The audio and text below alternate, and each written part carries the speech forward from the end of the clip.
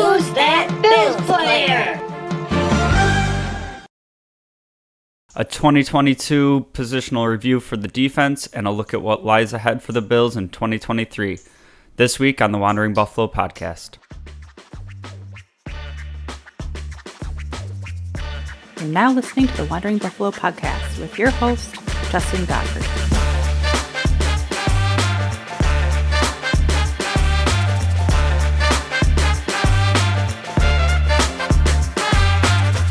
Bills Mafia, welcome into another episode of the Wandering Buffalo podcast, a show on the Buffalo FAMBase podcast network.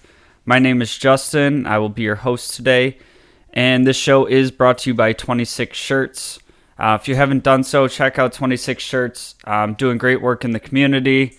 Some awesome Bills gear, just all kinds of stuff over there. Check it out now. Thank me later. A few things we want to talk about today, but right off the top, I got this update right as I hit the record button.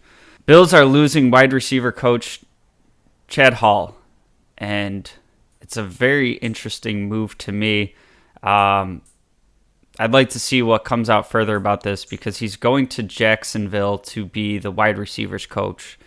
And he's a guy that has been in Buffalo for a while, kind of somebody that I've talked about in the past of, possibly being groomed to be like an OC down the line here as people keep getting promoted and hired to different jobs from the success that the Bills are having. So interesting to see what will come out there and kind of what facilitated just a lateral move to, it's Jacksonville's going to be a team that's competing as well in the future. Just an interesting move. Like I said, that's just breaking right now. Also want to talk about the Bills hiring Al Holcomb to be a defensive assistant. Interesting move here as well. He's worked with Sean McDermott going back to his days in Carolina, primarily a linebackers coach. I have some theories on that I'll get into as we're talking about the linebackers here on our positional review. But I don't hate bringing anybody in as a defensive mind onto this staff, regardless of what their position is. We've had a lot of guys that have been working together for a while, and I don't think it hurts to have a fresh set of eyeballs, especially when we're talking about a defense that has had its struggles when the team gets to the playoffs. It seems like the last few years we've had a very good defense throughout the regular season, and then kind of a couple doozies of a game and games in the playoffs, and certainly finishing off games. But we're going to start out today's positional review. Just kind of look at who's on the roster, where we stand, who's coming up as free agents, and just kind of grading the position and seeing what it looks like moving forward. We did this last week with the offensive side of the ball. If you haven't done that, if you haven't listened to that, you want to check it out, go back and listen to that. We're going to do the defensive side, and we did put a poll out to our followers on Twitter and Instagram. So these are all going to be based on responses to about 1,000 votes, and then I'll kind of share where I think the team stands at that position as well.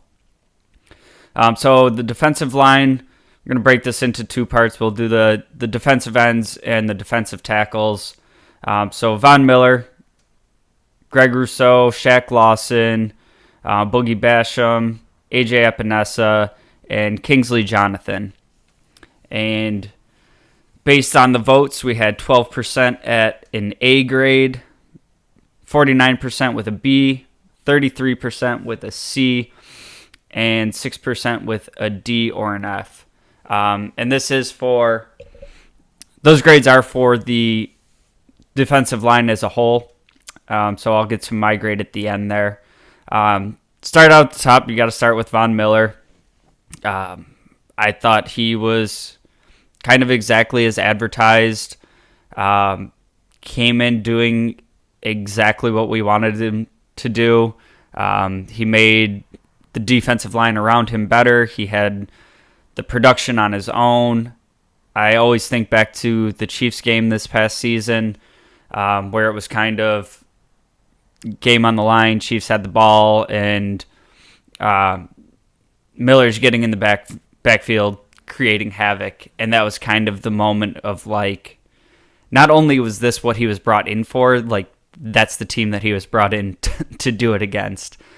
We got to see it in the regular season, and unfortunately, obviously on the Thanksgiving game, he ends up tearing an ACL.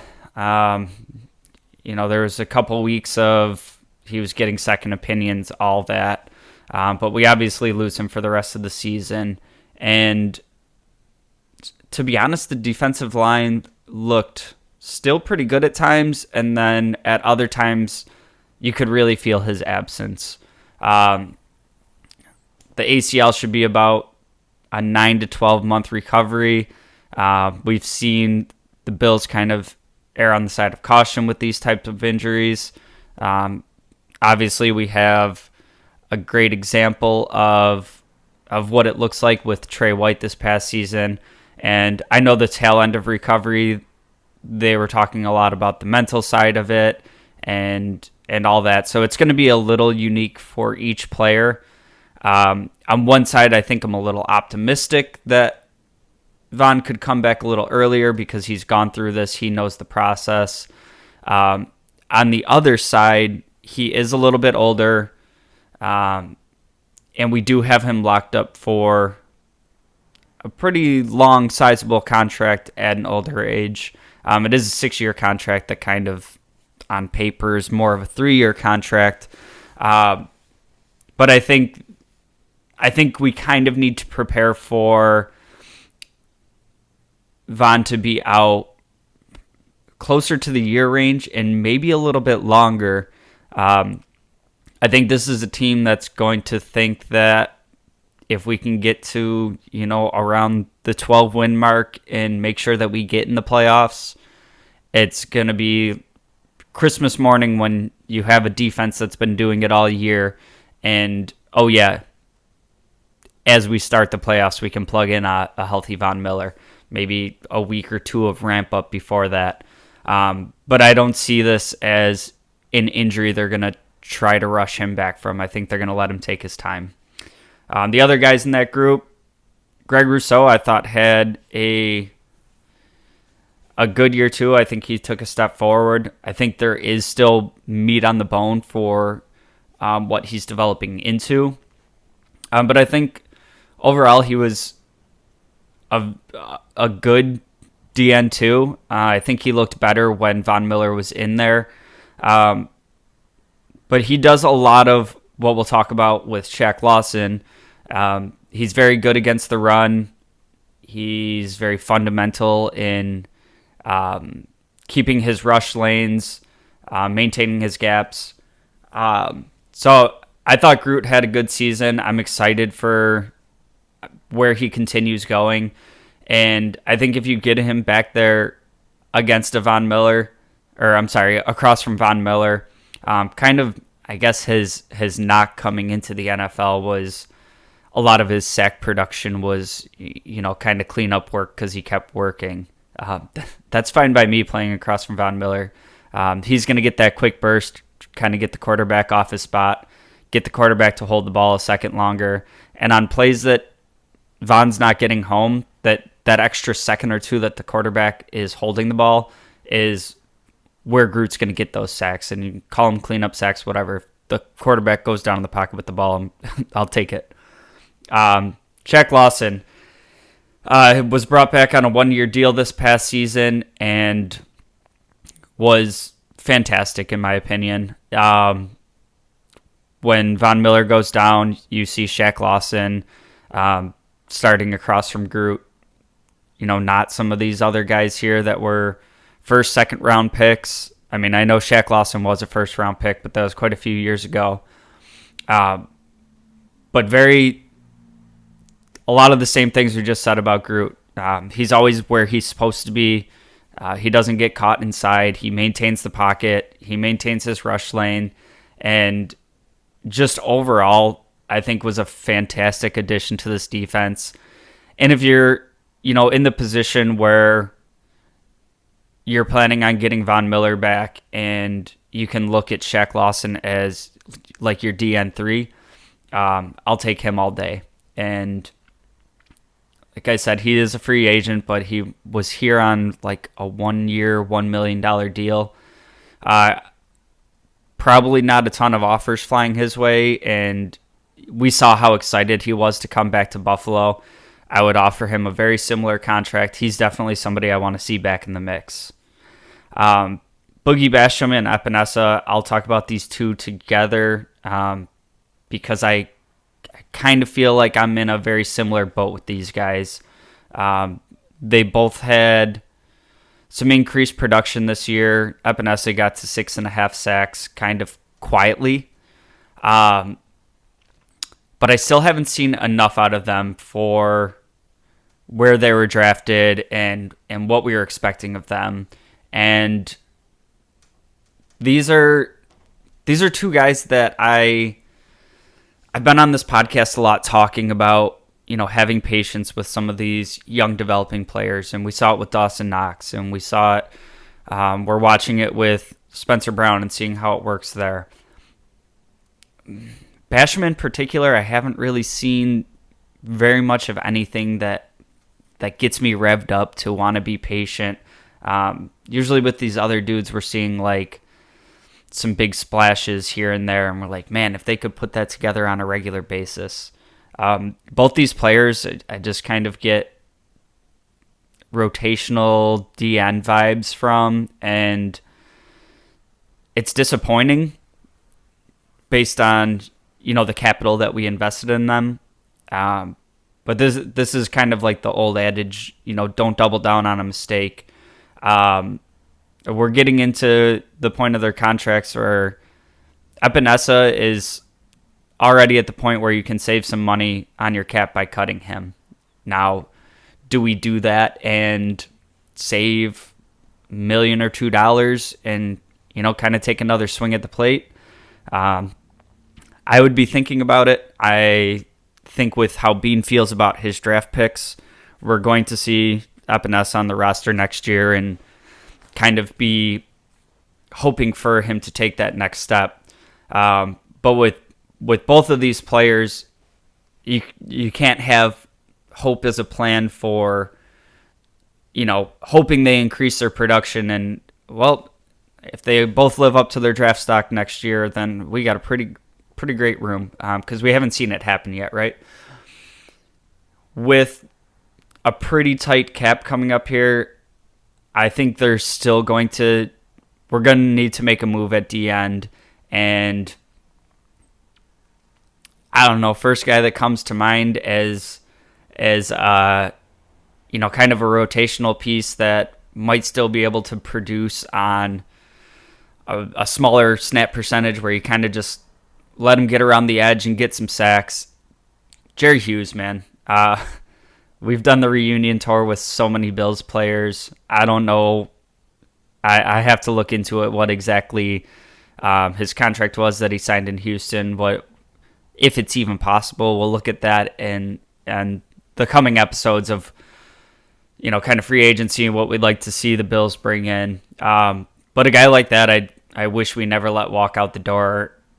In the situation where Von Miller goes down, I think if your top two were Rousseau, Jerry Hughes, and then Shaq Lawson could be your number 3, I think that edge room would have looked very different. And then finally on the list, Kingsley Jonathan.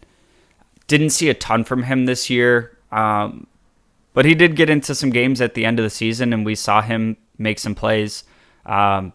Somebody I'd be interested in, kind of looking at developing him a little bit more, seeing how he fits into the defense. He's already under contract, so I would expect him to be back as well.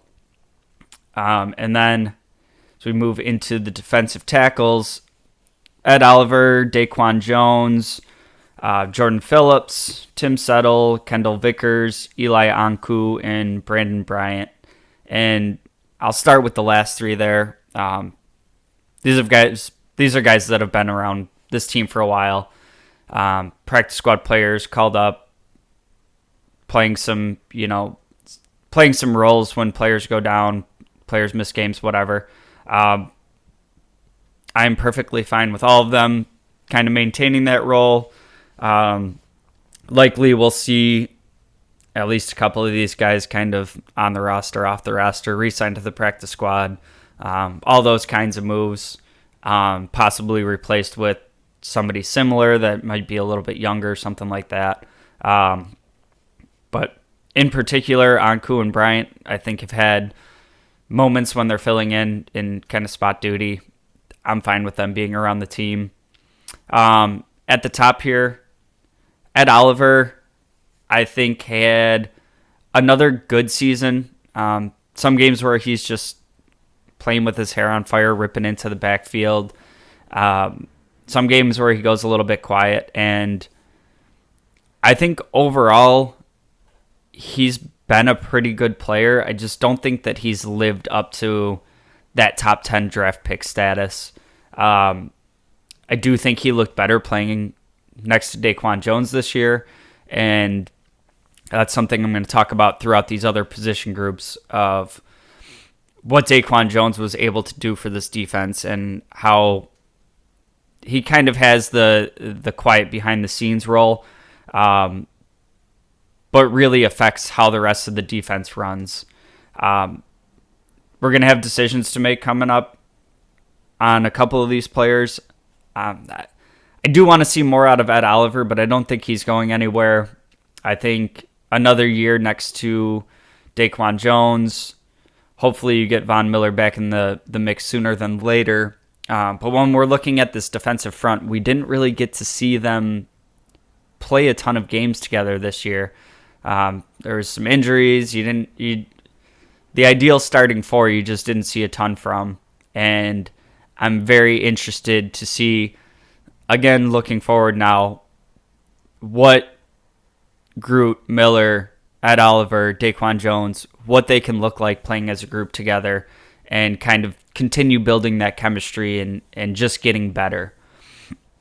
Jordan Phillips, very similar to Shaq Lawson here for me. I think he was a great low-budget free agent to bring back to Buffalo. He also signed a one-year deal and is up in free agency again. I would also love to see him brought back on another similar type deal. I think he had some great impacts for this defense, and then obviously sort of tail end of the season, he was playing with like a torn shoulder and just wasn't as effective. But when he was out there and playing healthy, I thought Jordan Phillips was great for this team. I thought he looked like he never left, and both Phillips and Shaq Lawson, they're fan favorites. They love being in Buffalo, and they're at the point in their career where they kind of went out and tested the market and got that, pretty big size contract and didn't really work out and came back to Buffalo, and both of them look like they never left. Both of them are still playing very productive football. And then wrap up here with Tim Settle. If you've been listening to this show for a while, you know how excited I was to bring in Tim Settle. I think I got myself a little bit overhyped there, but I thought Settle was good. I don't think he was spectacular. I think for the third, fourth guy in your defensive line rotation, I thought he played good football. Definitely somebody I want to see stick around to just kind of maintain that depth. The big boys in the middle. And for a team that rotates the defensive line so much and him still kind of being a younger player, he's going to get his shots. So yeah, Tim Settle, overall thought he had some good football this year. That's going to wrap it up for those two. I'm going to take a quick break, and we're going to come back in, break down the secondary, the linebackers, and the defensive coordinator. Stick around. Hey, this is Dick DeGroat, Bill's dad. Now back to the show. Welcome back in, and thank you again for joining me on today's episode of the Wandering Buffalo podcast. If you've made it this far and you haven't done so already, I do ask that you like, share, subscribe, drop a comment. It really helps us bring the show out every week. And tell a friend about the show if you're enjoying it. We're going to dive back in, talking about the linebackers here, and kind of starting where some big decisions have to be made. Probably the biggest free or off-season decision that we have to make. And the players we have here, Tremaine Edmunds, Matt Milano, Terrell Bernard, Metakevich, Klein, Dodson, and Balin Spector. And you guys voted on this one. 79% had this position group as an A, 19% as a B, 1% as a C. And I'm going to agree with the voting here that I would give it an A, and we're going to kind of unravel from there. So obviously Tremaine Edmunds is a free agent and looking like he's going to get a pretty sizable contract, and I think he's kind of the linchpin of what the team's going to be able to do money-wise this offseason. I think there's ways to keep him around. I think there's ways to make it a longer contract and kind of be able to lower the cap hit in the first couple seasons knowing he's going to be around. And I think that's what the Bills would want and try to do. I think that Milano and Edmunds both had their best seasons as Buffalo Bills players, but I also think that was a lot to do with having Daquan Jones in the middle and how long we had this conversation going back to Star Lotulelei, and the role of that player being to kind of free up the linebackers to play freely, to keep them clean so they can get in the backfield, make tackles, move laterally, not take on linemen getting to the second level. Well, I don't think it's a coincidence that we saw Daquan Jones primarily healthy throughout the season, and these two linebackers have their best year. So for me personally, I do think Edmunds has done a lot of growth as a player. I do think he's important to the defense. I do, value the fact that he is still so young, and, you could give him a 6-year contract and he's barely hitting 30 by then. All that being said, I think I would be letting Edmunds walk this offseason, and I don't know what it's going to end up looking like, what kind of contract they would offer him.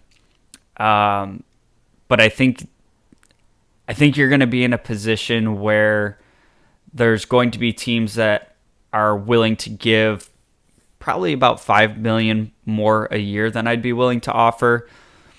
And I'm looking at teams like the first one that comes to mind, it seems so obvious, is the Giants.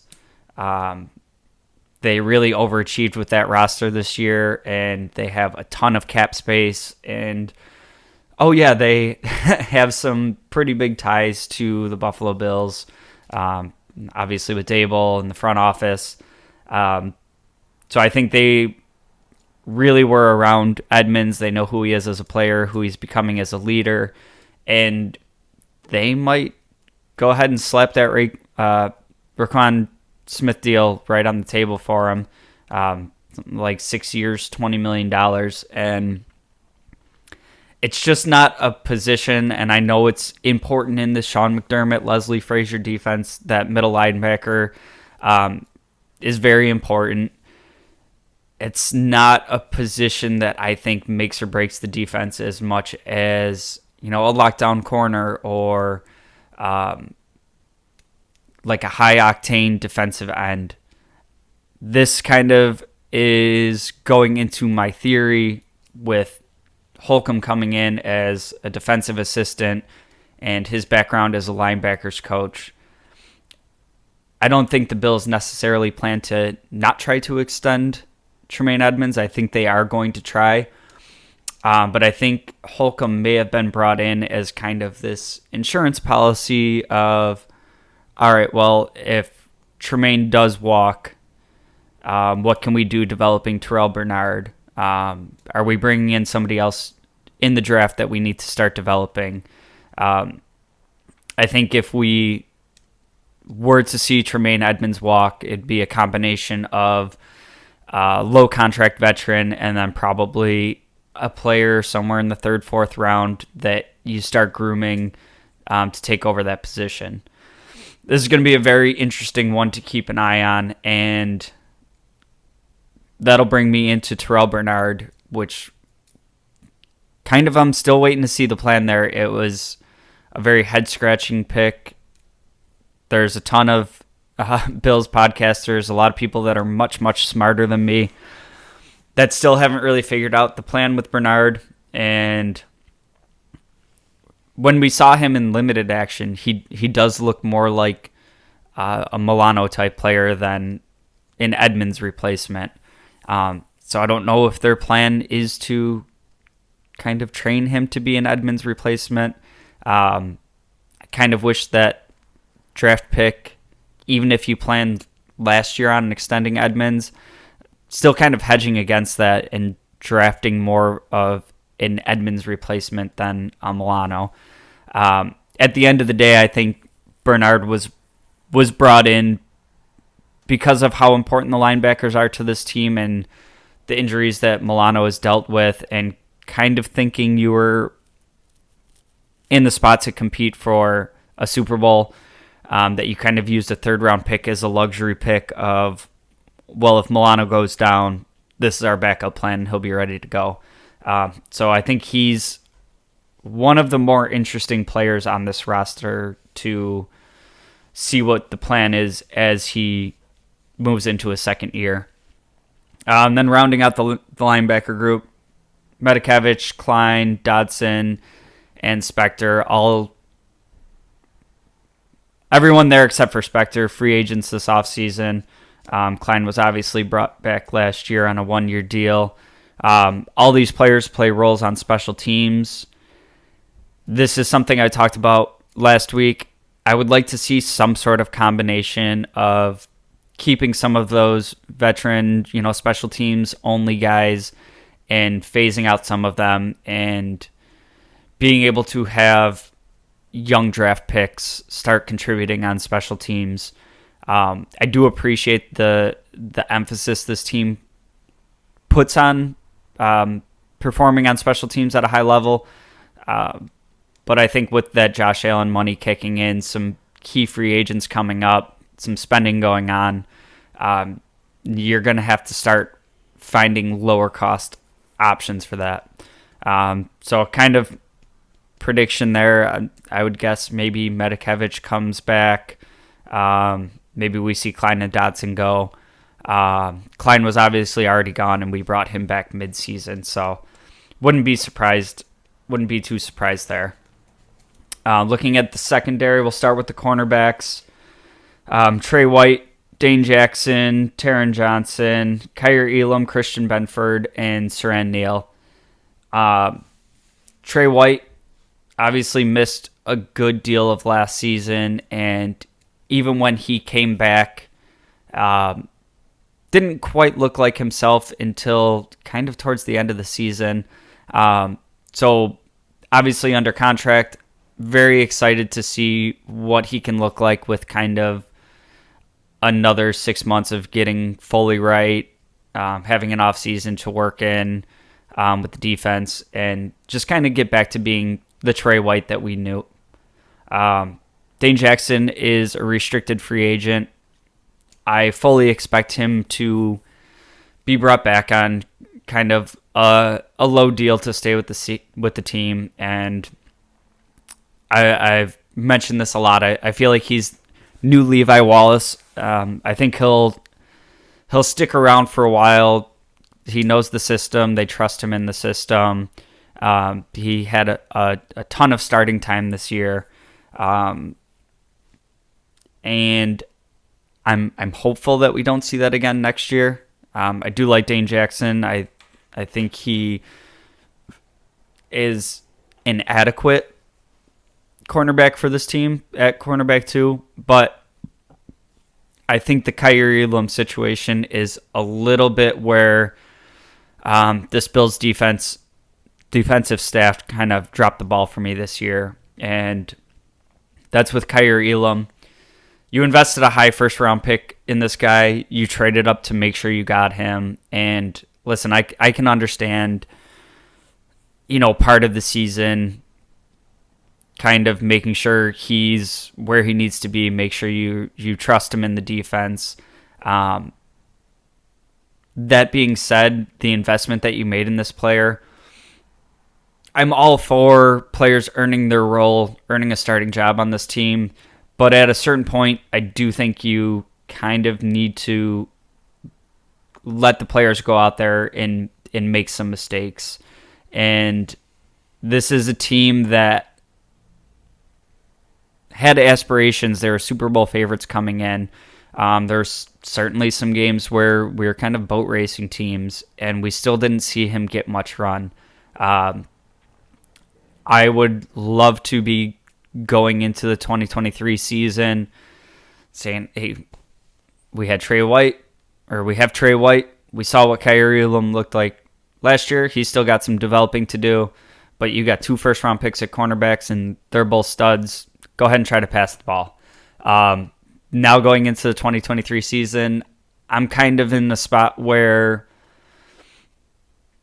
for my eyes, Kaiir Elam looked good when he was out there. Wish I saw more. So I'm hoping kind of right from the onset of training camp next year, we hear Kaiir is CB2. Dane Jackson's going to stay in the fold as some valuable depth in the secondary. Christian Benford obviously spent a lot of time injured this year, but for being, a 6th-round pick, 7th-round pick, late pick last year, he came in and had great impacts. I thought overall he looked pretty good. There was definitely some times that he kind of got out athleticness, making up words here. It's kind of his athleticism shown as he was getting beat by higher caliber athletes. But that's the type of cornerback that works in this Bills system. It's more about getting to your right spot in the zone and locking down that zone.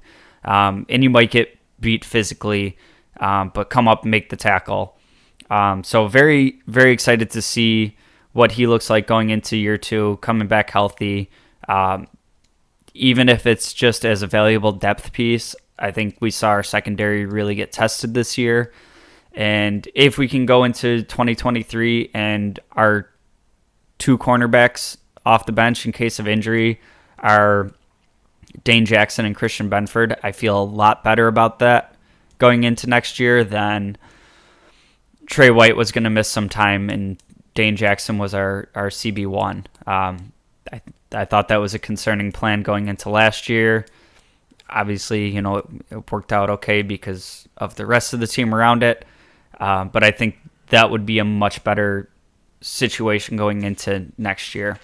And then the last guy in that group, Saran Neal, another guy that plays a ton of special teams, kind of comes in as a bigger body cornerback when the team goes to a dime look.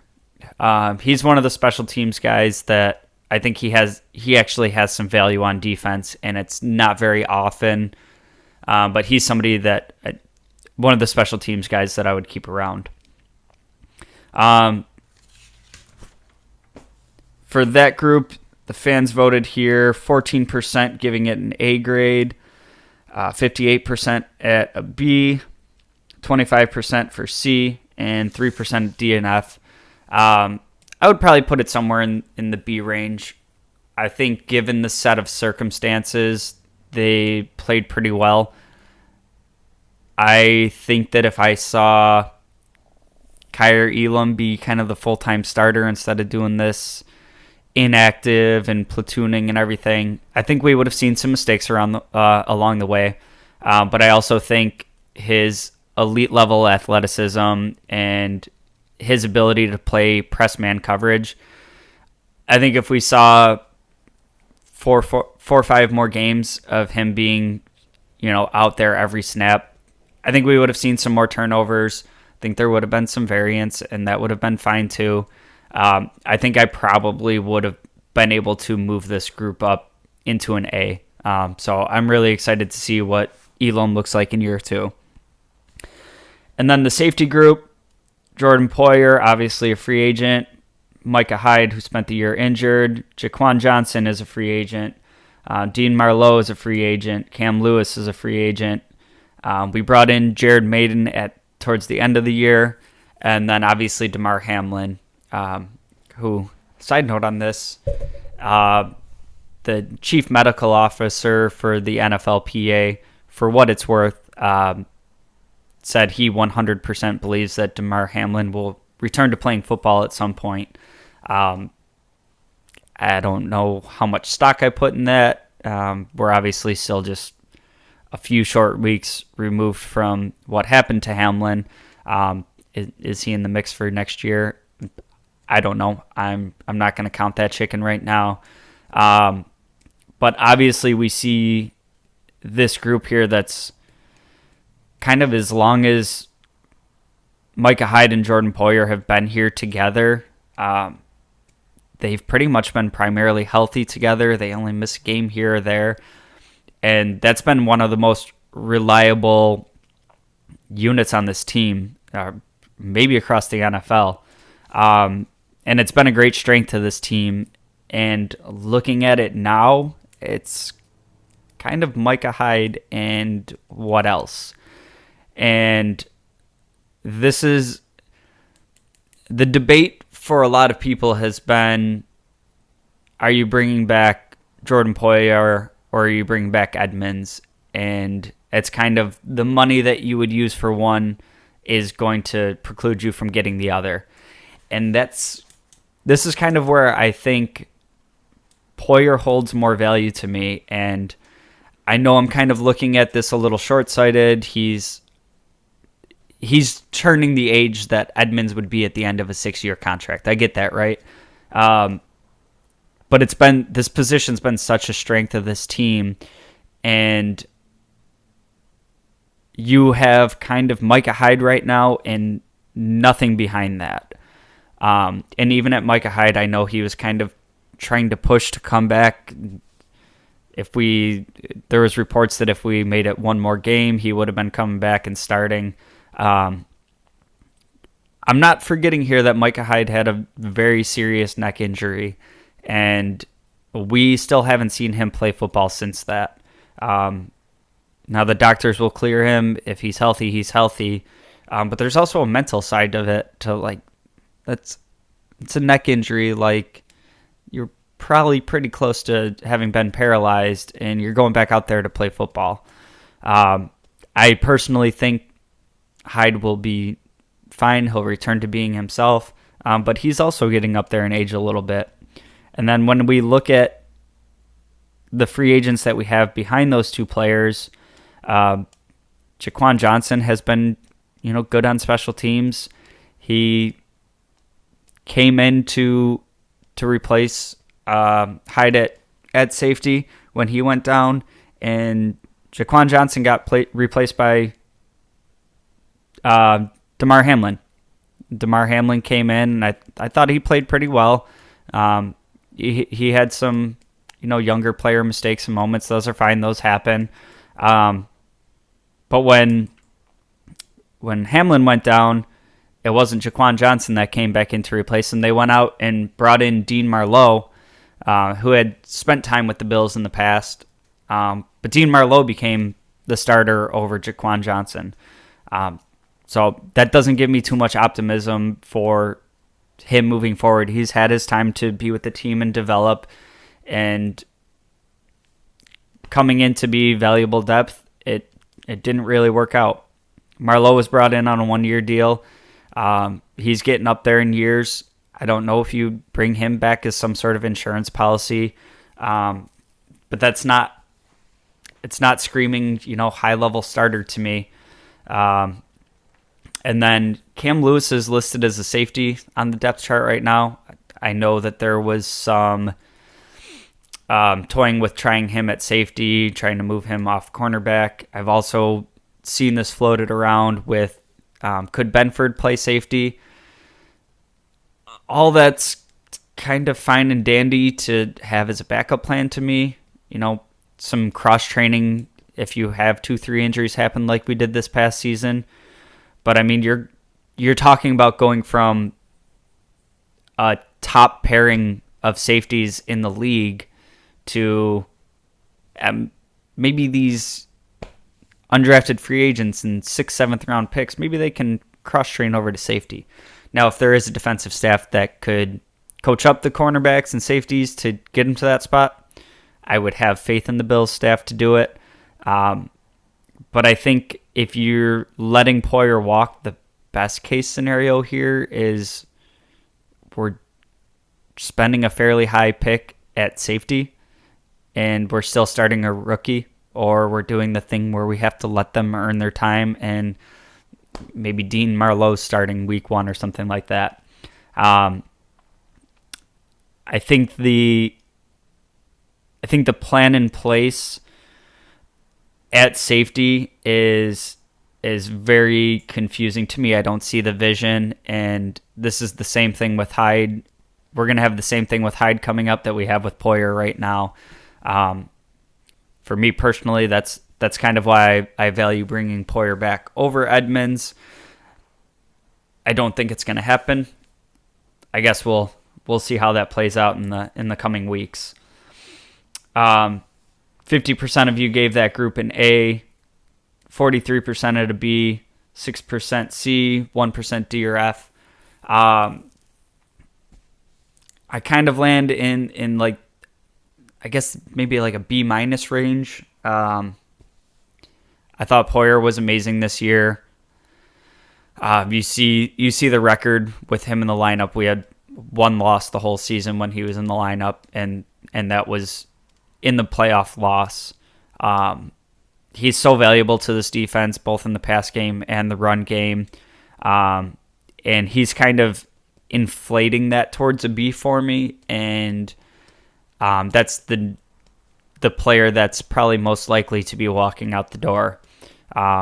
So very concerned about the safety position as we move into the offseason. Then we'll wrap it up with defensive coordinator Leslie Frazier.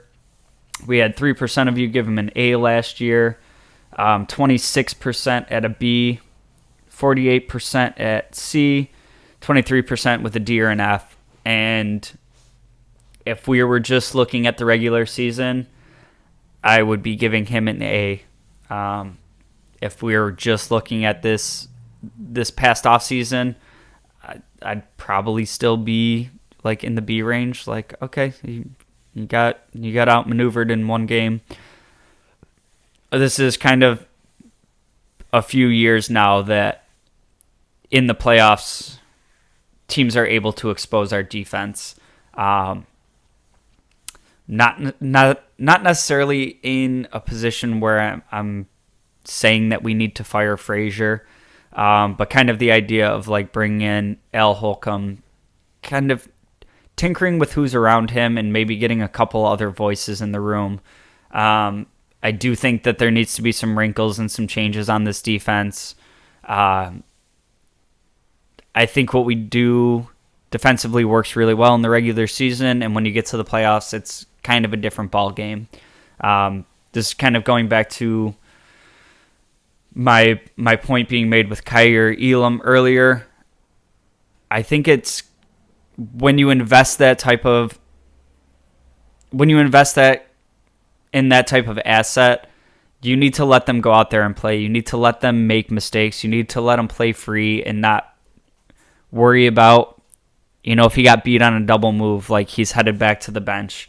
You got to let these players grow and develop, and that's where it comes in on you as a coach, that when you sit down and you watch film Monday morning, You coach him up on what he did there. You coach him up on what your expectation is. You make him into that player through mistakes that he's going to make, and you try to get him there before the mistake happens. But that's part of the growing and developing. If you didn't let any players play until you thought they wouldn't make any mistakes, we wouldn't see draft picks play for 5 years.